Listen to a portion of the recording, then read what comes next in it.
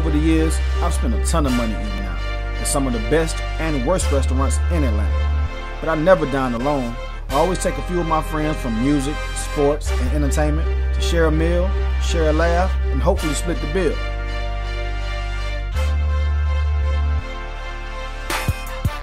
I'm Nick Love, and as a native Atlantan and an avid food lover, it's my goal to show you where to go and where not to go when you're in my city.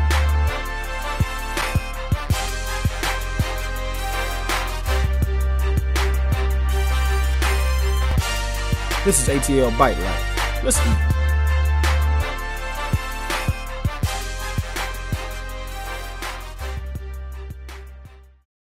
Today we at ATL Bite Life. We live from Covenant Highway. We in the hood. We in Decatur, West Greater, the East Side, my home. We at Dimitri's. This is a breakfast spot, but they serve lunch too. But my man Block from Block Entertainment was the one who put me on to it. And he promised me that it was good, and when I came here, I ate it, and I've been coming back ever since. So we finna get some good food, we finna do our thing, and I got our special guest joining us, so let's go inside. ATL Bite Life, see you in a minute.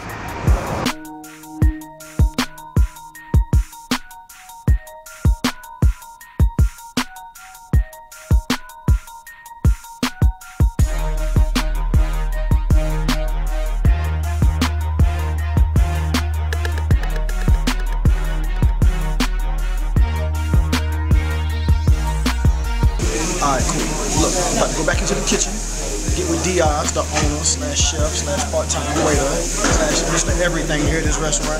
Find out what makes Dimitri's so good and so special, and why people flock all over from the east side to come to Covenant Highways to get some breakfast. I want to know, I'm sure y'all want to know. Let's go. So look, we're here at Dimitri's with the owner right here, Diaz. He's flipping eggs and stirring grits for us right now. Tell us about the restaurant, man. Like, tell us, like, how long you been here? Well, it's been in the family since '83. Okay.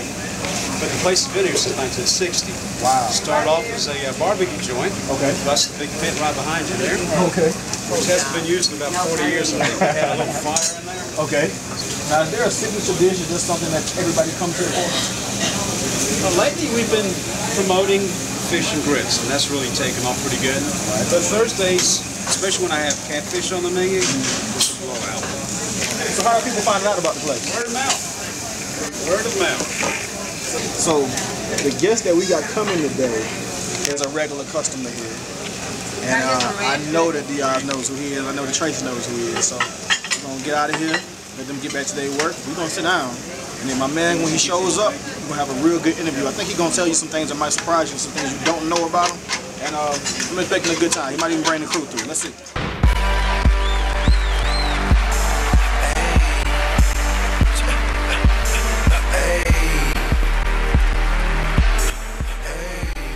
You know, big block, man, you know what I'm saying, Rebel Gang. We just pulled up, man, and you know, about to go in and meet my homie Nick Love, you know what I'm saying? You got my back. I got you, baby. I got you. Thank you.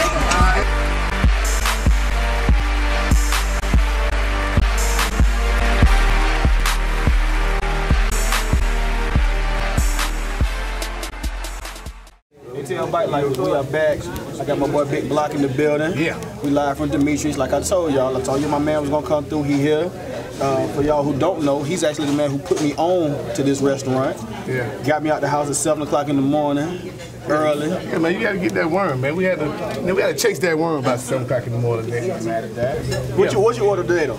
So today, man, my order, you know what I'm saying, some grilled tilapia, some eggs, you know what I'm saying, some protein. You making me feel bad. I fried my fish. No. Lots of greens, lots of salt and pepper. Yeah, but so your workout was gone, man, you know, so you know what I'm saying, so anything you did today is over with. It's a wrap. Yeah, it's a wrap. The whole premise of the show, man, we say real food, real talk. Yeah. Good food, good conversation. So look, man, right guy. Yeah, so let's get into the history of Block. Because while I met you and really had a formal introduction and we built a relationship maybe earlier this year, late last year, I knew of you, you know, from my previous dealings, from me doing my music thing, you doing yours. So tell about where Block started. You know, when I first got in the music game, I was, like I came out with Tupac and Outlawz. And that kind of helped. What you was doing with Tupac and Outlaw? I was like co-managing the whole Tupac Outlaw movement. Wow. You know what I'm saying? And like I was trying with Tupac them since really early 90s. Tupac taught me how to grind. Okay. You know what I'm saying? Taught me the girls, the clubs, that don't matter. First get the money. All that don't matter. All that don't matter. We go from the Outlaws and Tupac to what then? To Suave House. To Suave House. Yeah. Okay. You know what I'm saying? Like, you know what I'm saying? Draper? Yeah. Okay. T. Draper's my big brother. Shout out Tony Draper. Yeah, believe that. And Greg Street, you know what I'm saying? Greg Street, my big brother. And Greg had told me that Draper was coming to town, you know what I'm saying? So I should meet him. And I, went over there, met him, said me and Jay had a lot in common. So Jay like, yo, Block, I really like your style, and flew me out to Houston. Right. She ain't come back 3 years later. You know what I'm saying? By that time, you know what I'm saying, Jazz's favorite discovery, you know what I'm saying, T-Lam was discovered, On Top of the World with Ball and G. Okay. And it just formed into a whole business relationship where I signed Rick Ross. You know what I'm saying? So you signed Rick Ross? Yeah, Teflon Dunn at the time. Yeah, okay. Rick Ross stayed with me since 1997. Okay. Yeah. You know what I'm saying? So Ross was signed to Suave House? Yeah, well, Teflon Dunn at the time was signed to Block ENT to Suave House. Okay. We went from Tupac and the Outlaws to Tony Draper and Suave House to Noontime. To Noontime. Yep.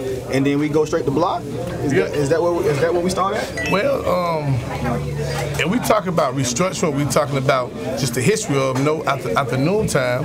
After Noontime. Cause I don't think a lot of people know this. Yeah. Everybody only knows Block Entertainment. Yeah, you're right. Boys in the Hood. Jeez. Yeah. And okay. After Noontime, me and Noon, we got together and we started managing Jazzy Faye. Okay. And being that me and Jazz's first record together was Show Enough with Tony Draper to Suave House. Okay. Yeah, with Tila and them, we named our company Show Enough Records. Okay. Show Enough Records signed Seattle, and we signed Joe the Breeze. Right. The guys from the hood, they was like, yo, man, Block, bring us something that we want.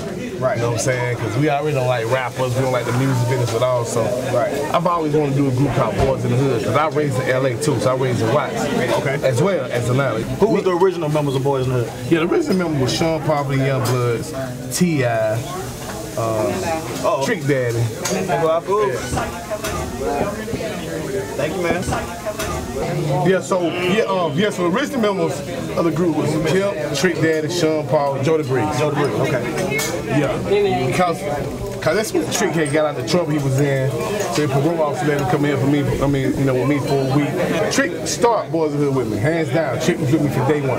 Right. I said Trick Daddy, but we just couldn't seem to work together. You know what I'm saying? But you know what I'm saying? That's my dog. Trick and Jeezy and Jody and T.I. and Jeezy and T.I. and Trick. A lot of those collaborations came, not all, I wouldn't say all, but a lot of those first collaborations you heard them together came from the original Boys in the Hood that I put together.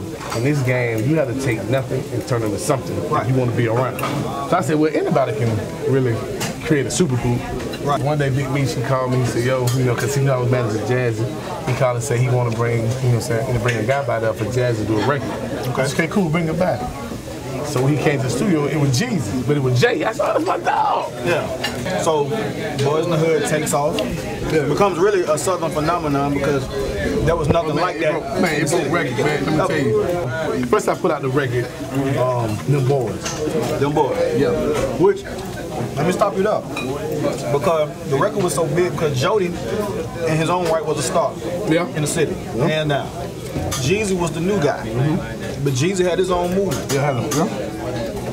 Then, with your name attached to it, it makes everything even bigger. Man, I probably had that record 3,000 spins. Wow. Yeah, by myself. And so my homeboy Terry, Terry knew Dr. Dre. And Terry like, yo, Dre wanna holler at you. I went over there, I went over to Dre, messed with Dre at his house for 2 days. And I was like,